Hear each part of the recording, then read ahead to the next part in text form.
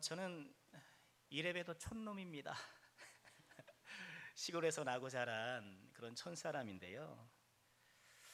초등학교 시절에 우리 많은 친구들이 저희 학교의 친구들이 먼 거리를 걸어서 학교를 다녔어요.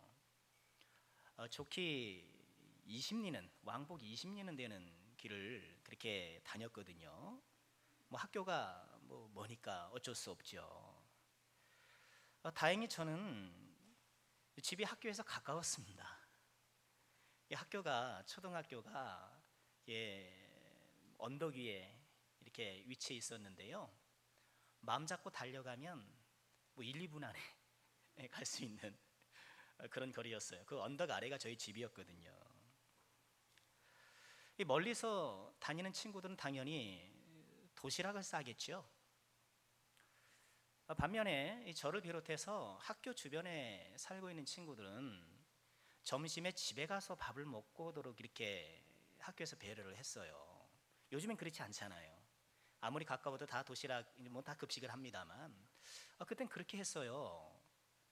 아마도 이게 바쁜 농촌에 이게 따로 도시락을 싸야 하는 부모님들의 그런 부담이라면 부담이잖아요. 조금이나마 덜어주기 위한 배려가 아니었나 그렇게 추측해 보는데요. 그러니까 저는 어린 마음에 이 도시락을 싸온 아이들이 참 부럽더라고요. 점심시간 땡 하면 3, 3, 5 모여서 이제 도시락을 꺼내놓고 또 왁자지껄 먹고 막 하는 것이 재밌어도 보이고 또 더 맛있어도 보이고, 또 학교에서 점심을 먹으면, 여러분 점심 금방 먹잖아요. 아이들이 금방 먹고 뭐 하죠? 운동장에 가서 축구하잖아요. 공 차고 막 뛰어논단 말이죠. 그런데 저는 집에서 밥을 먹다 보니까 시간이 오래 걸리잖아요. 밥을 먹고 와서 그 축구에 껴가지고 좀 놀라고 하면은 땡 종쳐가지고 이제 수업 들어가야 되니까 이래저래 그것도 불만이라면 불만이었었어요. 그래서 어느 날 나름 단단히 마음을 먹고 어머니한테 졸랐어요. 도시락 좀 싸달라고. 도시락을 싸달라고. 당연히 집에 와서 따뜻한 밥을 먹으면 더 좋은데 무슨 도시락이냐며 핀잔만 잔뜩 들었죠. 안 그래도 농사일에 바쁜 시골집에서 꼬맹이 도시락 하나 싸는 것이 또 이러면 일이잖아요. 뭐 저만 있나요? 누나들 있고 또 뭐 우리 고모 삼촌들도 다 있고 한데, 근데 포기가 안 되더라고요. 몇 날 며칠을 졸랐어요. 도시락 싸달라고, 도시락 싸달라고. 몇 날 며칠을 졸라서 겨우 도시락을 싸주셨어요. 얼마나 기분이 좋든지 그 도시락을 가방에 챙겨놓고 이제 나도 난생 처음 도시락 먹는 거거든요. 도시락을 먹겠구나 싶어가지고 부푼 가슴으로 학교에 올라갔습니다. 뭐 점심시간만 되기를 손꼽아 기다렸죠. 드디어 딩동댕 점심시간이 되니까 아이들이 덜그덕 거리면서 도시락을 꺼내놓고 둘러앉기 시작합니다. 그래서 저도 그 사이에 껴가지고 도시락을 딱 꺼내놨더니 이 녀석들이 놀리는 거예요. 가까이 사는데 도시락 싸왔다고. 아이고, 저희 사는 동네가 송촌리거든요. 촌에 송촌자가 들어가는 송촌리였거든요. 송촌리 살면서 도시락 싸왔다고 그러면서 아이들이 놀리는 거예요. 어릴 때는 뭐 별거 아닌 일로 놀리고 그러잖아요. 그러니까 마음이 확 상한 거예요. 나름 엄마한테 졸고 졸라서 겨우 도시락 싸왔는데 반가이 환영해 주지는 못할 망정 이 녀석들이 막 놀려대니까 심통이 막 부풀어 오른 거예요. 그래도 뭐 꾹 참고 어쨌든 도시락을 먹어야 되니까 이제 도시락 뚜껑을 딱 열었어요. 그런데 이게 웬일입니까? 숟가락이 없는 거예요. 대각선으로 딱 잠겨 있어야 될 숟가락이 없는 거예요. 그랬더니 그 도시락을 보고 옆에 있던 친구들이 다 박장대소 하면서 깔깔깔깔대고 웃는 거예요. 아이고, 얼마나 속이 상한지 전 그냥 도시락을 확 접어들고요, 그냥 바로 집으로 내려왔어요. 집으로 내려와서 엄마는 도시락을 싸주는데 숟가락도 안 내주고 그런다면서 뭐 불평불만을 쏘아대 다 풀어냈죠. 숟가락 없으면 나뭇가지 꺾어서 먹으면 되지 않느냐? 또 어머니가 그러는데 그럼 더 창피하잖아요. 예. 저의 도시락의 추억이라고 할 것 같으면 도시락의 추억입니다. 여러분, 인생의 어떤 특성 상황에서는 우리가 꼭 지참해야 될 것들이 있는 것 같아요. 학생들은 책을 지참해야 되고요. 또 밭을 가는 농부는 쟁기를 지참해야 될 것이고요. 또 전쟁에 임하는 군인은 총을 지참해야 되겠죠. 도시락을 먹으려는 사람은 숟가락을 지참해야 되고. 여러분이 제약된 세상을 살아가는 우리들이 꼭 지참해야 될 것이 무엇일까? 여러분, 그것이 믿음 아닐까요? 우리는 꼭 믿음을 지참하고 살아야 돼요. 좀 말을 살짝 바꾸면 예수님을 지참해야, 예수님과 함께 하는 것. 여러분, 이것이 우리에게 얼마나 중요한가. 숟가락을 지참하지 못하면 친구들에게 놀림을 받는데요, 여러분, 우리가 믿음을 지참하지 못하면, 예수와 함께 하지 못하면 마귀에게 조롱을 받고요, 세상에 놀림을 받아요. 그리고 그 조롱과 놀림은 그 조롱으로 끝나는 것이 아니고요, 매우 치명적인 결과로 이어질 수도 있어요. 여러분, 그런데 문제는 뭔가요? 우리가 예수를 믿으면서 산다고 하지만 우리도 가끔 예수를 놓치고 사는 것이 아닐까? 예수를 놓치고 사는 것이 우리의 현실이 아닐까? 오늘 12절의 말씀 보면 오늘 본문의 결론이죠. 어떻게 말씀하나요?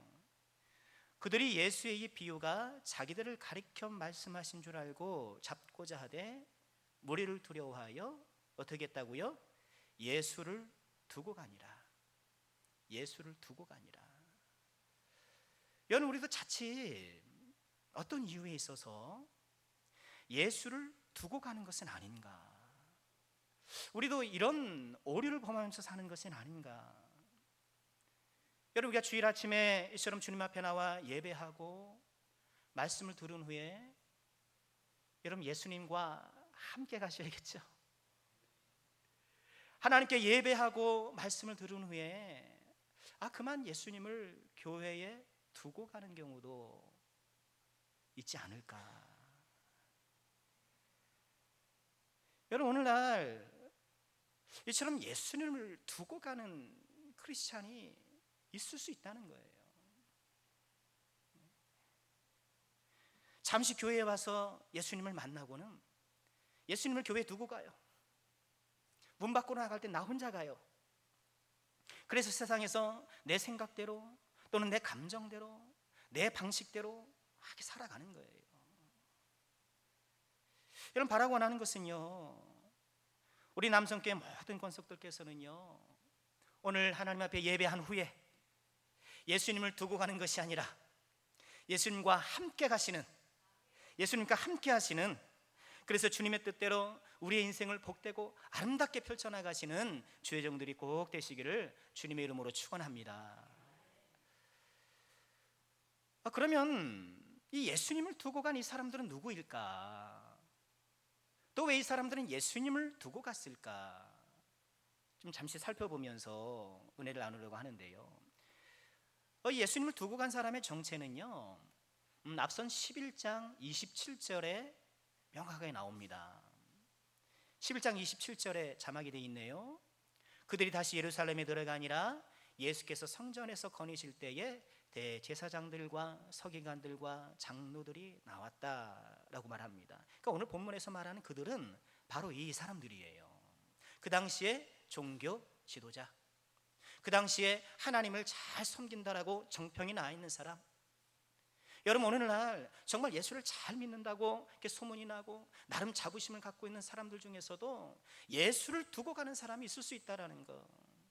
여러분, 이것이 나의 이야기는 아니다, 나와는 상관없다, 여러분 생각하지 마시고요, 여기 서 있는 목사부터 시작해서 목회를 하면서도 예수님을 두고 목회하는 경우, 내가 하나님을 섬기면서도 예수님을 두고 섬기는 경우 우리 가운데에 비일비재하게 나타날 수 있다는 것을 기억하시고요. 여러분, 오늘 이 말씀은요, 예수님께서 십자가에 못 박히시기 전 마지막 일주일의 시간적인 배경입니다.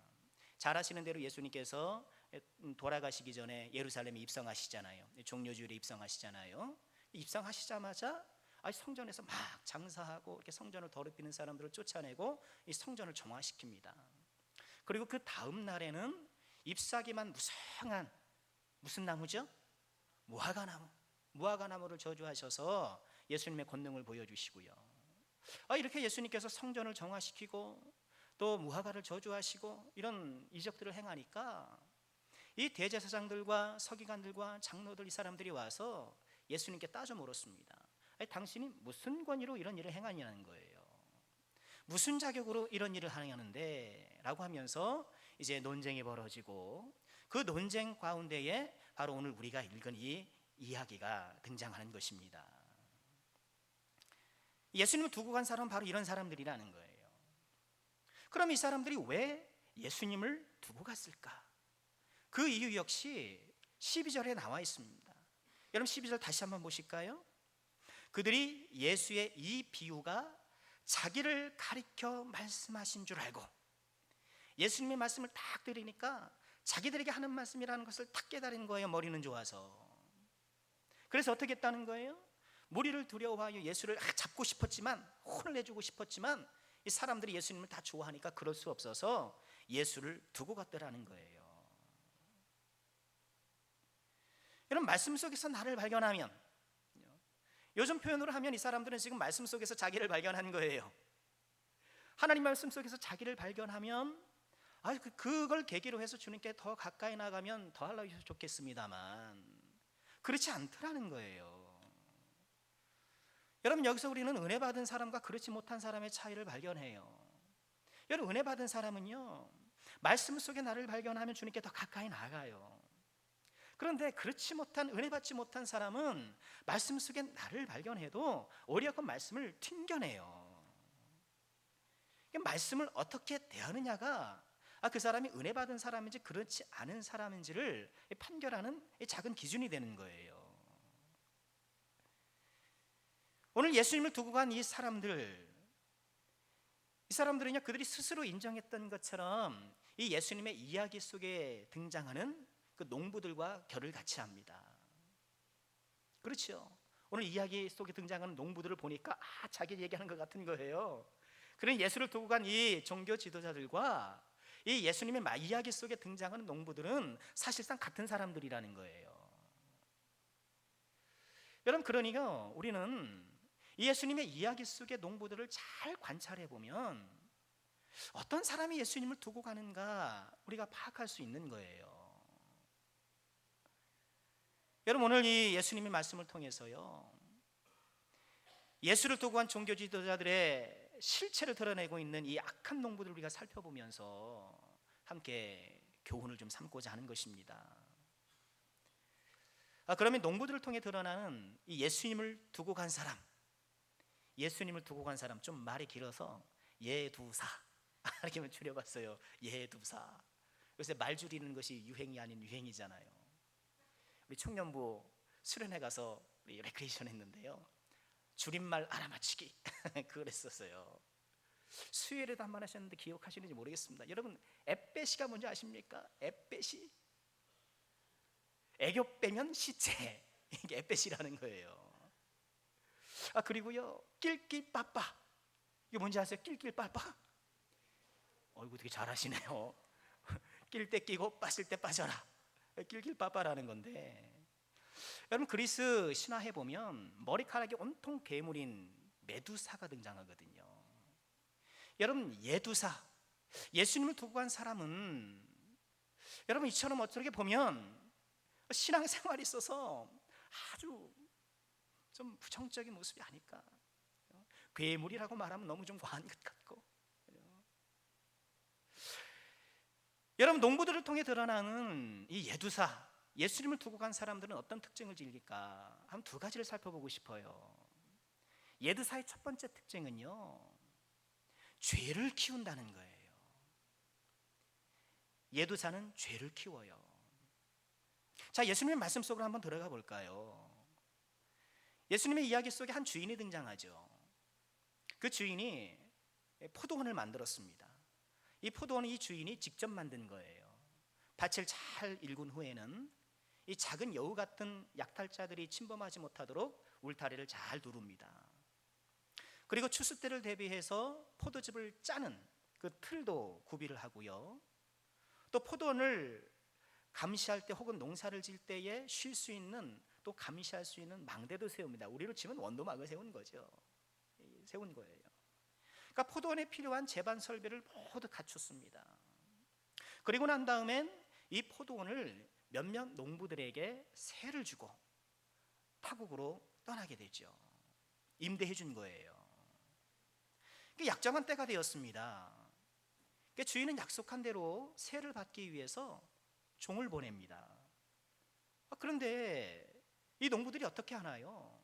이 주인이 보낸 종을 때려고 빈손으로 돌려보낸 거예요. 그러니 주인이 다른 종을 보내요. 이번에는 그의 머리에 상처를 내고 또 돌려보내요. 세 번째로 종을 보내자 이번에는 급기야 그 종을 죽여요. 그럼에도 이 주인은 계속해서 종을 보내는데 그 종을 더러는 때리고 더러는 죽이고 이렇게 악행을 하는 거예요. 이에 주인이 마지막으로 누구를 보냅니까? 아들을 보냅니다. 그래도 아들은 존중하지 않을까? 그래도 아들은 좀 존대하지 않을까? 하지만 농부들은 더 악한 음모를 꾸미죠. 이 아들만 죽이면 이 포도는 우리 거 되는 건 아닌가? 이제 상속자가 없을 테니 이 주인이 사라지면 이거 우리 거 하면서 이 포도원을 강탈할 계획을 세우죠. 그래서 아들이 오자 그 아들을 죽여서 포도원 밖으로 내던져 버립니다. 여러분, 이 예수님의 이야기 속에서 등장하는 이 농부들의 모습을 가만히 관찰해 보면은요, 무엇을 발견할 수 있나요? 그들이 행하는 악행이 점점 그 강도가 증가하고 있더라는 거예요. 처음에는 그 종들을 때리기만 했어요. 그런데 그 다음 종은요, 4절에 보니까 머리를 때리더라는 거예요. 여러분, 머리를 치는 것, 여러분 머리는 굉장히 위험한 부위잖아요. 이 생명에 위협을 받을 수 있는 그런 부위잖아요. 이 사실상 살인 미수죠. 그리고 세 번째 종은 급기야 죽이고 마는 거예요. 이후에는 더러는 죽이고 더러는 때리고 하면서 이제 막 그 악행이 뒤섞여서 일어나는 거예요. 여러분, 죄가 잘하고 있더라는 거예요.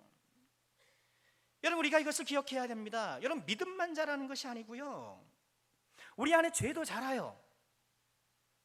죄도 자라게 되어 있습니다. 디모데후서 3장에 보면 말세에 나타날 여러 현상들을 우리 주님께서 설명해 주셨는데 그 가운데 하나가 악한 사람들과 속이는 자들이 더욱 악하여지더라는 거예요. 악한 사람들이 그냥 악한 대로 딱 머물러 있는 것이 아니라 더욱 악하여져서 점점점 악해지더라는 거예요. 악도 증가되고요, 이 죄도 자라난다는 거예요. 여러분, 이것이 말세에 이 죄악이 만연한 말세에 일어나는 현상 가운데 하나예요. 여러분, 말세가 뭡니까? 말세는 예수님이 다시 오실 그때 끄트머리 그 시간이 아니라 예수님의 초림, 예수님의 그 승천과 재림 그 사이의 기간이 말세예요. 그리고 우리는 지금 다 말세를 사는 거예요. 이 말세에 두드러진 현상 가운데 하나가 악이 자라는 것, 이 죄가 점점 커져진다라는 거예요. 죄가 성장한다는 거예요. 여러분, 적절한 온도와 습도가 이렇게 형성이 되면 곰팡이가 피는 것처럼요, 여러분, 죄도 적절한 환경에서 잘 자라요. 여러분, 어떤가요? 지금 내 마음은 혹여 죄가 서식하기 좋은 환경은 아닌가?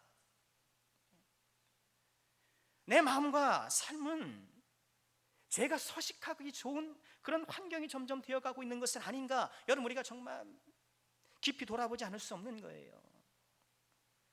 여러분, 제때 잡초를 제거하지 않으면 어떻습니까? 잡초가 무성해져서 결국은 그 밭을 다 망쳐버리게 돼요.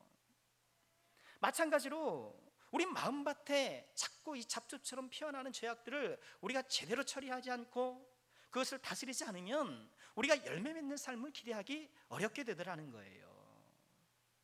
우리가 어떻게 이 죄를 처치해야 되나요? 바로바로 주님 앞에 회개하고요, 또 재발하지 않도록 우리가 믿음의 노력을 다하고요.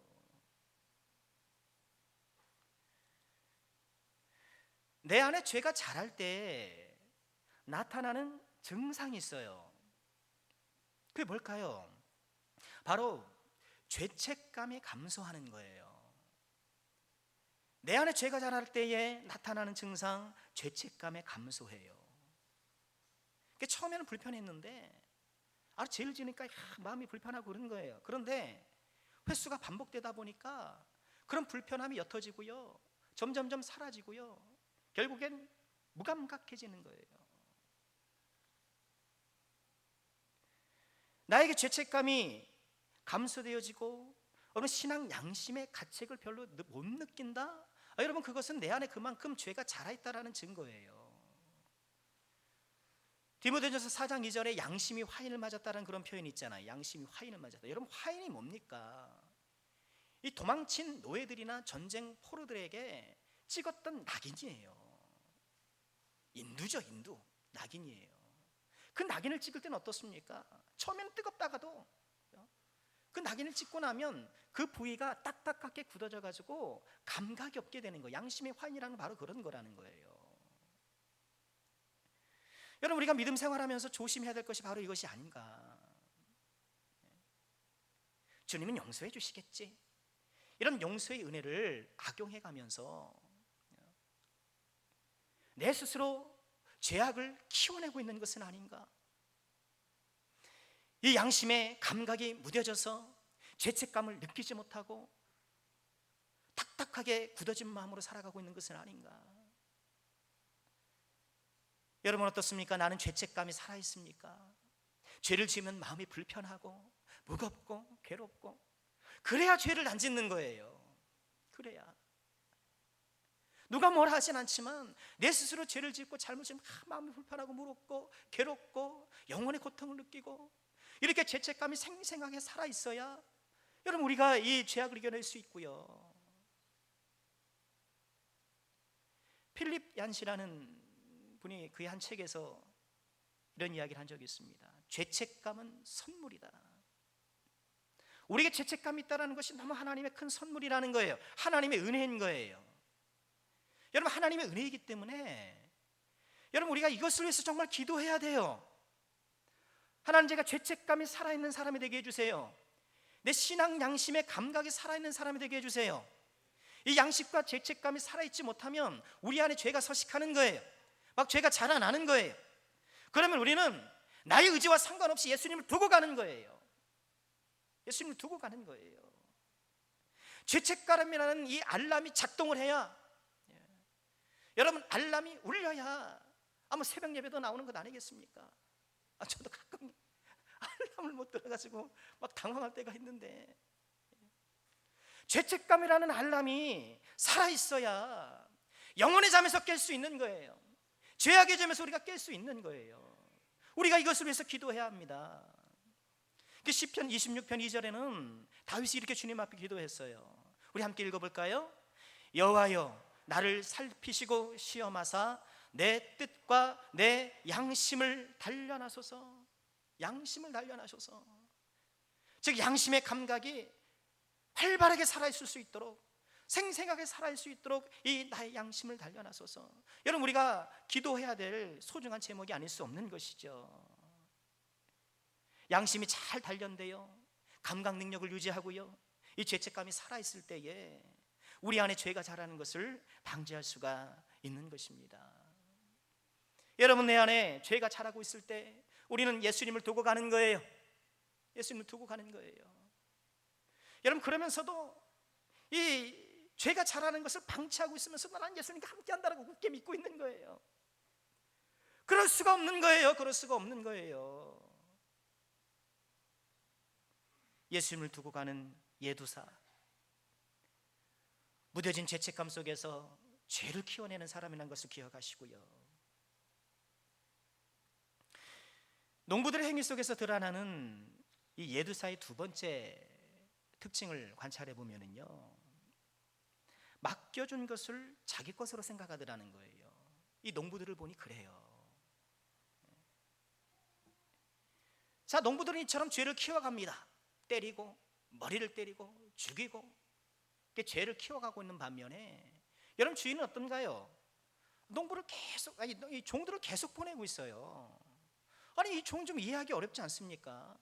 여러분 생각해 보십시오. 내가 땅 주인이라고 생각해 보십시오. 내가 이게 소작을 줬는데, 약속하라고 줬는데, 아니 세를 받으려고 했는데 이 보낸 사람을 때려서 빈손으로 돌아봤다고 생각하면 여러분 가만히 있겠습니까 우리가? 그런데 이 종은 계속해서 종을 보내는 거예요. 우리는 여기서 이 주인의 관심사가 세를 받는 것에 있지 않다라는 것을 알게 돼요. 지금 주인의 목적은 세를 받는 것, 그것이 아니에요. 어떻게든지 지금 이 사태를 좀 회복해서 원만한 관계, 이 농부들과 맺은 그 계약 관계를 계속 유지하면서 친밀한 관계를 유지하고 싶은 거예요. 이것이 지금 주인의 마음인 거예요. 이게 누구의 마음입니까? 아버지 하나님의 마음이라는 거예요. 근데 이런 주인의 마음에도 아랑곳하지 않고 농부들은 주인이 마지막으로 보낸 그 아들까지 죽이고 포도원을 강탈하려고 하는데, 농부들이 처음부터 욕심을 냈던 것 같진 않아요. 포도원을 우리 각각 때 그랬던 것 같진 않아요. 아마도 세를 내는 것이 본인들은 아니 이것은 계약이잖아요, 언약이잖아요, 그 약속대로 계약대로 준수하면 되는데 그게 싫었던 모양이에요. 이게 처음에는 새가 아까웠는지 모르겠는데, 아니 주인이 자꾸 아니 첫 번째 그렇게 때려 보냈으면 뭔가 좀 강력하게 대응할 줄 알았는데 또 종을 보내고 또 종을 보내고 이런단 말이죠. 그러니 주인이 쑥맥이 아닌가 그렇게 생각하면서 잘못된 용기를 얻은 것이 아닌가 그렇게 생각이 되어져요. 그러니 야, 이런 쑥맥 주인이라면 우리가 그 땅도 겠겠다, 포도원도 우리가 차지할 수 있겠다 하면서 그렇게 이 잘못된 용기를 얻은 것은 아닌가. 여러분, 하나님 우리 악행에도 바로바로 징벌하지 않는 이유가 뭘까요? 하나님이 우리 악행에도 바로바로 징벌하지 않는 이유가 뭘까? 여러분, 그것은 우리가 어떻게든지 좀 회개해서 하나님과 좋은 관계를 맺도록 기회를 주시며 기다리시는 거예요. 우리가 하나님의 마음을 봐야 돼요. 그런데 우리는 농부처럼 그렇게 마음이 굳어지는 경우가 많죠. 내가 잘못했을 때에, 내가 죄를 지었을 때 아니 우릉 하면서 천둥이라도 한번 치면은 갈 텐데 아무 일도 일어나지 않아요. 아무 일도 일어나지 않아요. 뭐 좀 넘어지기라도 하면 넘어져서 무릎이라도 까지면 아이고 잘못했다 싶은데 아무 일도 일어나지 않는 거예요. 여러분, 그러나 방심하지 마십시오. 우리 하나님께서 다 지켜보고 계신 것이고요, 우리 하나님께서 우리에게 기회를 주고 계시다라는 거예요. 오늘 말씀 우리에게 분명하게 말씀하는 것은 이것입니다. 포도원이 농부들의 것이 아니라는 거예요. 우리가 이것을 잊지 말아야 돼요. 여러분, 우리 인생은 우리 것이 아닙니다. 여러분, 이 세상에 설파하는 인생관은 언제나 그렇게 주장해요. 네가 네 인생의 주인이야. 네 인생의 주인이니까 네 뜻대로 살라고, 너희 뜻대로 살라고. 여러분, 이 세상의 인생관이라는 바로 그러잖아요. 다 TV를 보십시오, 책을 보십시오, 다 그런 생각들이지.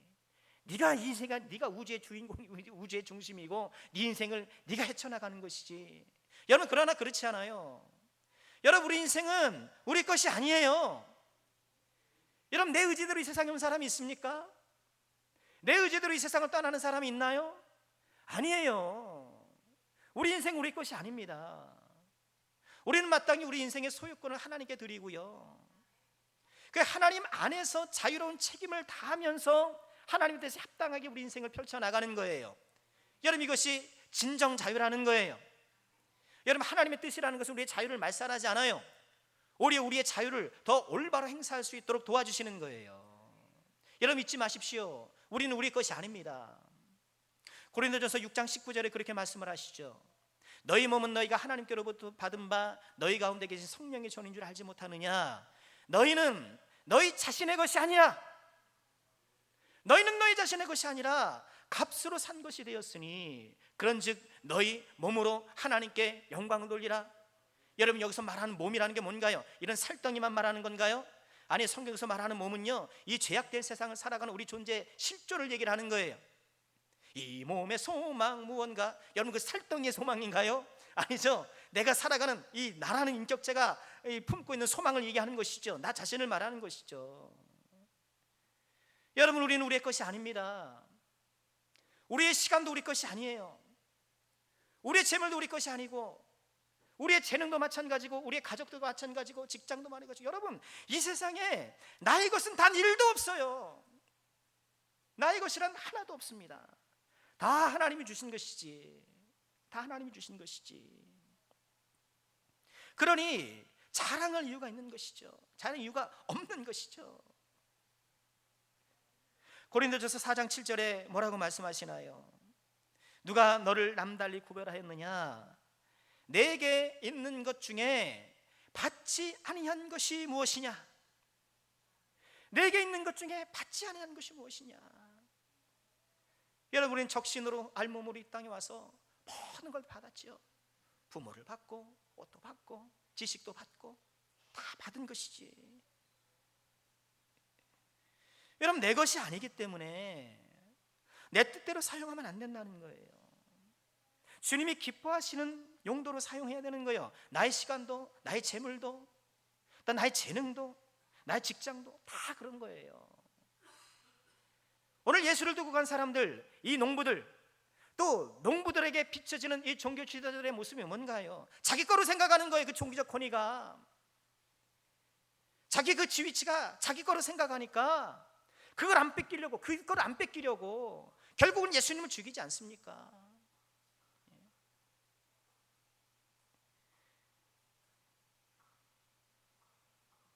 내 것인 것으로 생각하면서 내 것이 내 소유권을 주장하는 동시에 그 사람은 예수를 죽이게 되어 있어요.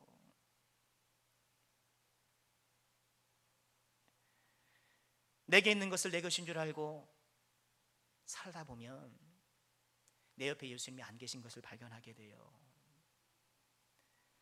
맡겨준 것을 내 것으로 착각하는 순간 우린 예수님을 두고 혼자 가게 되는 거예요. 여러분 주님을 위해 시간을 사용하시길 바랍니다. 여러분처럼 예배 오신 것을 정말 잘하신 거예요. 여러분 하나님의 축복을 꼭 받으시길 바랍니다. 이처럼 시간을 하나님께 드리세요. 말씀을 위해, 기도를 위해, 나눔과 섬김을 위해서 시간을 떼어 드리세요. 나의 재물도 주님을 위해 사용하시길 바랍니다. 내 재능도, 내 직업도, 여러분 모든 것이 주님께서 기뻐하시는 방식으로 사용되도록 우리가 노력하는 것, 여러분 그것이 주님을 두고 가는 것이 아니라 오히려 주님과 함께하는 방식인 것이죠. 예수님은 그런 사람과 함께 하십니다. 이런 농부들이 어떤 결과를 맞게 되나요? 예두사의 결국은 무엇일까요? 9절 말씀이 전합니다. 포도원 주인이 어떻게 하겠느냐? 와서 그 농부들을 진멸하고 포도원을 다른 사람에게 주리라. 결국 그 농부들을 진멸하고 포도원을 믿을 만한 다른 사람에게 맡긴다는 거예요. 여러분 하나님께서 나에게 주신 것들을 내가 하나님 위해서 잘 사용하지 못하면 하나님께서 그걸 거둬가세요. 다른 사람 주는 거예요. 내 시간을, 내 재능을, 내 재물을 하나님께서 기뻐하시는 방식으로 사용하지 않으면 하나님께서 그걸 걷어가다 다른 사람 줄 수 있어요.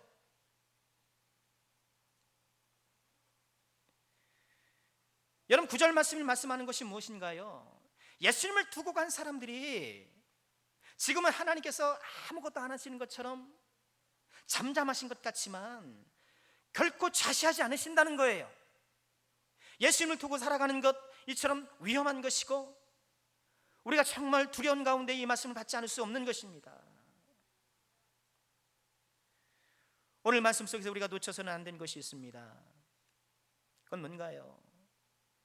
이 농부들이 주인의 아들을 죽여서 포도원에 던지지 않습니까?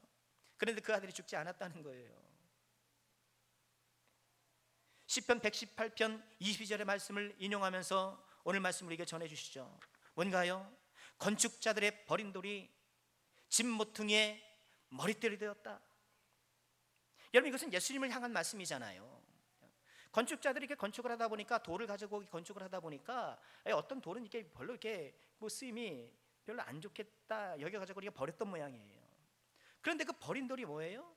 모퉁이의 머릿돌이 된 거예요. 여러분, 모퉁이의 머릿돌이 뭔가요? 집을 짓다 보면 벽과 벽이 마주하는 그 기둥을 받치는 것, 그게 모퉁이 돌이잖아요. 그게 머릿돌이에요. 여러분, 이 건물을 지탱하는 기초석, 지금 이 건축자들이 버린 돌처럼 이 농부들이, 악한 농부들이 주인의 아들을 버렸지만 그 아들, 즉 예수 그리스도께서 모퉁이의 머릿돌이 되어주셔서 하나님의 나라를 세우리시고 주님의 교회를 세우리신다는 거예요. 여러분, 농부들이 당하는 진멸, 그 진멸의 진면목이 무엇일까요? 바로 이 주춧돌이 되신 예수 그리스도께서 세우시는 주님의 교회, 하나님의 나라의 일원이 될 수 없는 거예요. 끔찍한 결과가 아닐 수 없는 것이죠. 예수께서 친히 모퉁이 돌이 되어서 기초석이 되어 떠받칠 영원한 하나님 나라에 들지 못하는 것.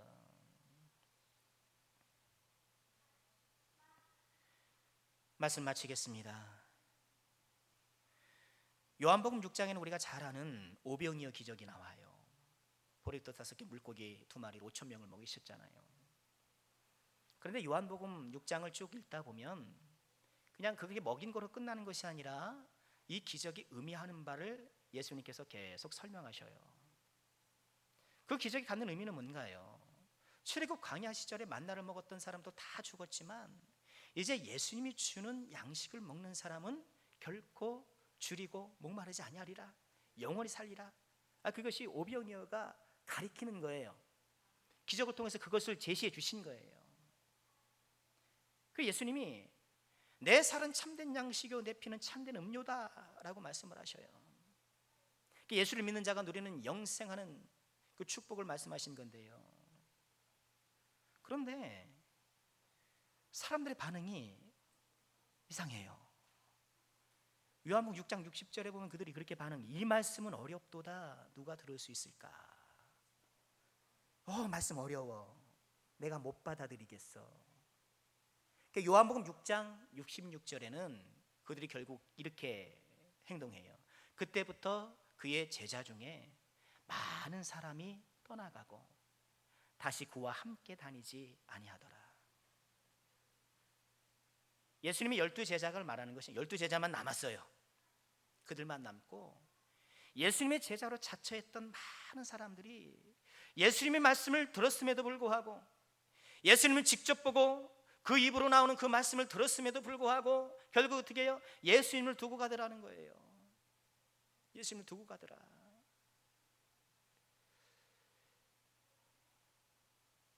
예수님께서 12제자들에게 물으셨어요. 너희도 가려느냐? 너희도 가려느냐? 그러자 베드로가 앞장서서 이렇게 말합니다. 주여, 영생의 말씀이 주께 있사오니 우리가 누구에게로 가리까? 영생의 말씀이 여기 계신데 우리가 누구에게 가겠습니까? 여러분, 베드로의 고백이 우리 모두의 고백이 될 수 있기를 주의 이름으로 축원합니다. 여러분, 이 시대에 많은 사람들이 예수님을 두고 가는 이 시대에 우리는 예수님과 함께하는 사람, 영생의 말씀이 예수님께 알고 예수님 옆에 있고 예수님 곁에 있고 예수님과 함께하는 사람이 되어서 이런 귀한 축복의 믿음을 걸어갈 수 있는 우리 모두가 되어야 되겠습니다. 이런 귀한 은혜가 꼭 있게 되기를 주님의 이름으로 축원합니다.